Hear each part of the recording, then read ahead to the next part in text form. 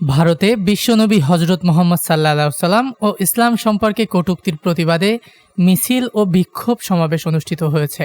সোমবার বিকেলে ঝিকরগাছা উপজেলা ইমাম পরিষদ এবং সর্বস্তরের নবী প্রেমিক মুসল্লিদের আয়োজনে যশোর বেনাপোল মহাসড়কের ব্রিজ সংলগ্ন চত্বরে এই মহাসমাবেশ ও বিক্ষোভ মিছিল অনুষ্ঠিত হয়।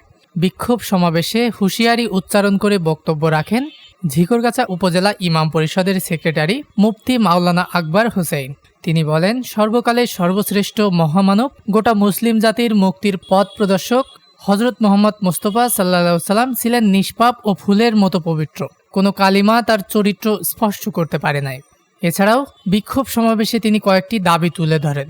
এ সময় বক্তব্য রাখেন ঝিকরগাছা উপজেলা ইমাম পরিষদের সহসভাপতি মাওলানা আব্দুস শুকুর, জামিয়া আরাবিয়া কওমি বালক বালিকা মাদ্রাসার পরিচালক ইব্রাহিম খলিল, কৃষ্ণনগর কেন্দ্রীয় জামে মসজিদের ইমাম ও খতিব মাওলানা ইসাহাক মাজহারি প্রমুখ।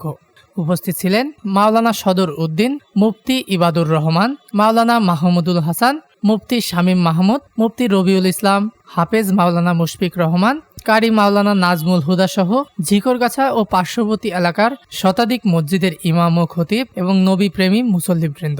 বিক্ষোভ সমাবেশে উপজেলা মোড় চত্বরে দোয়া ও মোনাজাতের মাধ্যমে এ অনুষ্ঠানের সমাপ্তি ঘোষণা করা হয়। নিউজ ডেস্ক, দৈনিক রানার।